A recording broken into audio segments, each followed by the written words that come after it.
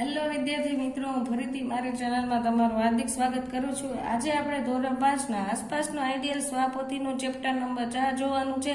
તો ફટાફટ આપણી ચેનલને લાઇક એન્ડ સબસ્ક્રાઇબ કરી નાખો, જેથી દરેક વિડીયો તમને ફટાફટ આ ચેનલમાં જોવા મળે. તો ચલો, પાઠ 4 નું નામ આપણે પહેલા જાણીશું શું છે. તો કે પાઠ 4 નું નામ છે કેરીઓ બારે માસ. તો કે એના નીચેના વિકલ્પનું હવે આપણે સોલ્યુશન કરશું. પહેલું છે એમાં નીચેના પૈકી કઈ વસ્તુ સૌથી છેલ્લે બગડશે. તો કે ભાખરી. કઈ ઋતુમાં અનાજ કઠોળમાં જીવડા વધારે પડે છે અથવા તે સડી જાય છે. તો કે ચોમાસાની. નીચેનામાંથી કઈ વસ્તુ 2-3 દિવસ સુધી સારી રીતે રહી શકે. તો કે કેક. નીચેનામાંથી શું અઠવાડિયા સુધી સારું રહી શકે છે. તો કે બટાકા. નીચેનામાંથી કઈ વસ્તુ સુકવણી કરીને બારે માસ રાખી શકાય છે. આપેલ તમામ. તો કે ત્રણેમાં આવે છે.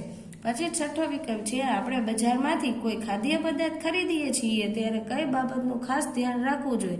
કિંમત, રંગ, પેકિંગ તારીખ અને એક્સપાયરી ડેટ. તેમાં આવશે એક્સપાયરી ડેટ. નીચેનામાંથી કયું કુદરતી પ્રિઝર્વેટિવ છે. તો કે બી અને સી બંને, એટલે મીઠું અને ખાંડ. કાચી કેરીમાંથી બનાવેલ ખારી જગ્યા ઉનાળામાં લૂ લાગતી બચાવે છે. તો કે બાફલો. કેરી કઈ ઋતુમાં થતું ફળ છે. તો કે ઉનાળો. કેરીનો પાપડ તૈયાર થવામાં લગભગ કેટલો સમય લાગે છે. 4 અઠવાડિયા.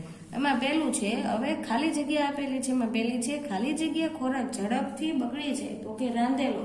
પછી છે, ખાલી જગ્યા ઋતુમાં ખોરાક ઝડપથી બગડી જાય છે. તો કે ઉનાળાને. ખાલી જગ્યા ખોરાકમાં ઝડપથી સૂક્ષ્મજીવો ઉત્પન્ન થાય છે. તો કે રાંધેલું. ટામેટાના સોસને સાચવી રાખવા તેમાં ખાલી જગ્યાનો ઉપયોગ કરવામાં આવે છે. પ્રિઝર્વેટિવ. ખાલી જગ્યા ફળનો રાજા છે. તો કે કેરી. અથાણું ખાલી જગ્યા કેરીમાંથી બને છે. તો કે કાચી. નાળિયેરની છાલમાંથી બનેલી દોરીને ખાલી જગ્યા કહે છે. તો કે કાથી. કેરીનો પાપડ ખાલી જગ્યા જેવો લાગે છે. તો સોનેરી કેક જેવો. હવે પાછળ એના ખરા ખોટા આપેલા છે. પહેલું ખરું ખોટું છે, બગડેલો ખોરાક ખાવાથી બીમાર પડાતું નથી. તો કે ખોટું. તળેલો નાસ્તો જેવો કે પૂરી, સેવ ઝડપથી બગડતા નથી. તો કે સાચું. દહીં 2 દિવસ સુધી પણ સારું રહી શકે છે. સાચું. ગોળ એ કુદરતી પ્રિઝર્વેટિવ છે. ખોટું. બગડી ગયેલા ખોરાકને કચરા પેટીમાં ફેંકી દેવો જોઈએ. તો કે ખોટું. આંબળાનું પણ અથાણું બનાવી શકાય છે. સાચું. કેરીના પાપડ બનાવવા સૂર્યપ્રકાશ જરૂરી નથી. તો કે ખોટું. કેરીનો બાફલો કેરી બાફીને બનાવવામાં આવે છે. સાચું. હવે નીચે તમને 1-2 વાક્યના પ્રશ્ન જવાબ આપેલા છે. એમાં પહેલું છે, કઈ વસ્તુઓ એકાદ દિવસમાં વાપરી કાઢવી પડે છે, નહીં તો તે બગડી જાય છે. તો કે રાંધેલો ખોરાક જેવા કે દાળ, ભાત, શાક, ખીચડી વગેરે એ જ દિવસમાં વાપરી કાઢવા પડે છે, નહીં તો તે બગડી જાય છે. ભાતને થોડો સમય ફ્રીજ વિના સાચવવા શું કરવું જોઈએ. તો કે ભાતને 1-2 દિવસ ફ્રીજ વિના સાચવવા ભીનાશવાળા કાપડમાં વીંટાળીને રાખવાથી તે સારા રહે છે. પછી ત્રીજું છે, કઈ વસ્તુઓ મહિનાઓ સુધી ખરાબ થતી નથી. તો કે લોટ, ઘી, તેલ, ગોળ, ખાંડ, મસાલા વગેરે વસ્તુઓ મહિનાઓ સુધી ખરાબ થતા નથી. બટાકામાંથી કઈ કઈ વસ્તુઓ સુકવણી કરીને બનાવવામાં આવે છે. તો કે વેફર, પાપડ, ભૂંગળા ને વગેરે. કઈ વસ્તુઓ અઠવાડિયા સુધી સારી રહી શકે છે. શાકભાજી, ફૂલ ને મીઠાઈ. હવે છઠ્ઠું છે, બગડી ગયેલો ખોરાક ખાવાથી શું થાય છે. તો કે બગડી ગયેલો ખોરાક ખાવાથી માંદા પડાય છે, ફૂડ પોઈઝનિંગ થાય છે, જેને કારણે ઝાડા ઉલટી કે તાવ આવે છે. રાંધેલી વસ્તુને લાંબો સમય સુધી સાચવી રાખવા માટે કયા પ્રિઝર્વેટિવનો ઉપયોગ થાય છે. તો કે રાંધેલા વસ્તુને લાંબો સમય સુધી સાચવી રાખવા માટે તેલ, મીઠું, વિનેગર વગેરે પ્રિઝર્વેટિવનો ઉપયોગ થાય છે. હવે 8મો પ્રશ્ન જોઈએ આ બાજુ. તો કે કાચી કેરીનો ઉપયોગ શું બનાવવા માટે થાય છે. તો કે કાચી કેરીનો ઉપયોગ આંબોડિયા, ચટણી, શરબત, અથાણું, કચુંબર, શાક, બાફલો વગેરે બનાવવામાં થાય છે. 9. પાકી કેરીનો શું બનાવવા માટે ઉપયોગ થાય છે. તો કે પાકી કેરીનો ઉપયોગ રસ, મઠ્ઠો, મીઠાઈ, આમ પાક, આમ પાપડ, જામ, જેલી, શરબત વગેરે બનાવવામાં થાય છે.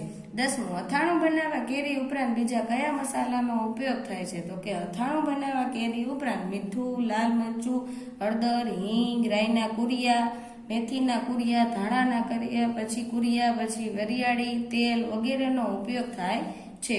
11મા પ્રશ્નમાં છે, કેરી અને અન્ય ચીજોમાંથી બનાવવામાં આવતા અથાણાના નામ જણાવો. તો કેરીમાંથી ગળ્યું અથાણું, ખાટું અથાણું, લસણિયું, છુંદો, કટકી, પંજાબી, મિક્સ વગેરેનું બનાવાય છે.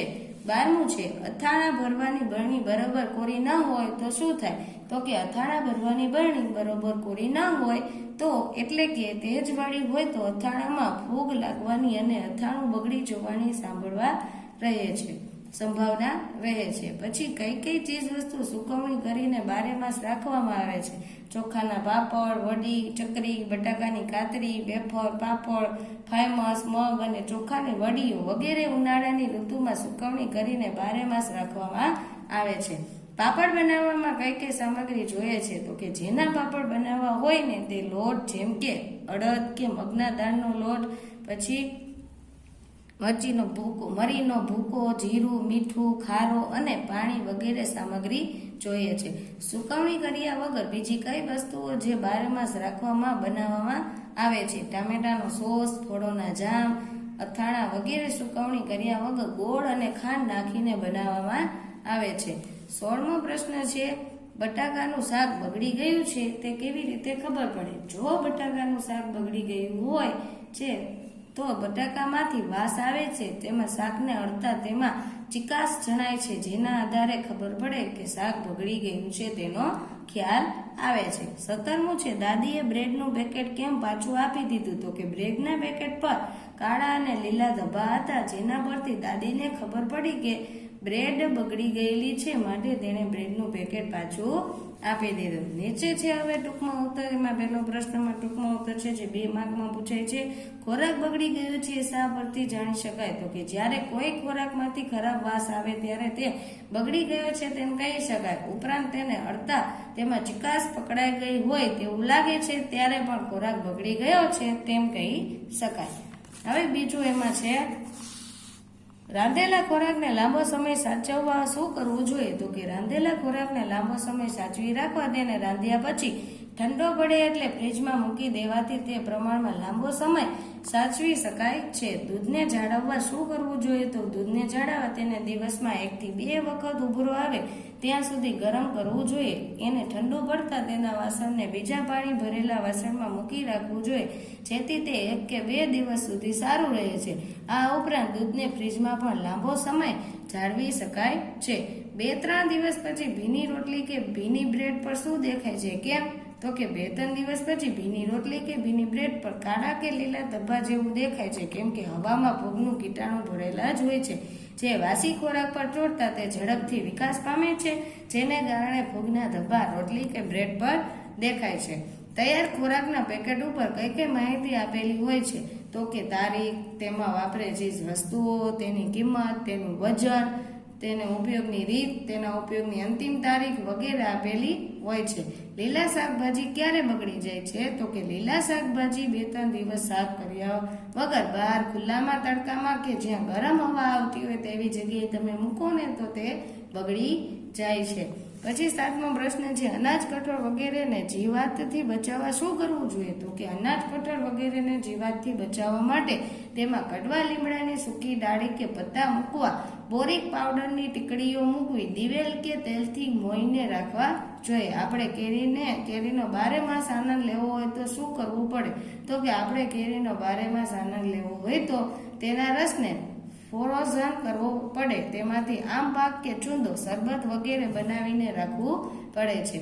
કેરીના પાપડ બનાવવા માટે શું તૈયારી કરવી પડે છે? તો કે કેરીના પાપડ બનાવવા માટે બજારમાંથી તાડના ઝાડના પાંદડાથી વળેલી ચટાઈ, નીલગીરીના ઝાડના થાંભલા, કાથી, પાકી કેરીઓ, ગોળ અને ખાંડ લાવવા પડે છે. ચટાઈ, થાંભલા અને કાથીનો ઉપયોગ કેરી ઊંચો માચડો બનાવવો પડે છે.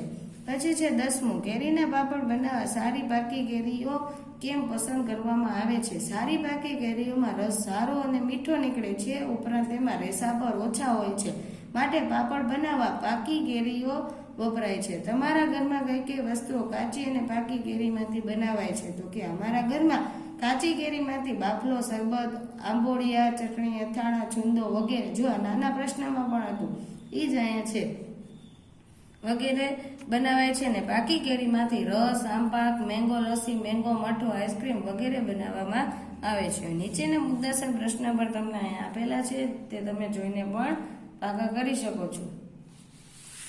આ બાજુ તમને એક તફાવત પણ આપેલો છે, તે વધારે પરીક્ષામાં પૂછાય છે, તો ખાસ કરીને વિદ્યાર્થીએ તફાવત તો ફરજિયાત પાકો કરી લેવો, જેથી એના માર્ક તમને પૂરેપૂરા મળી શકે.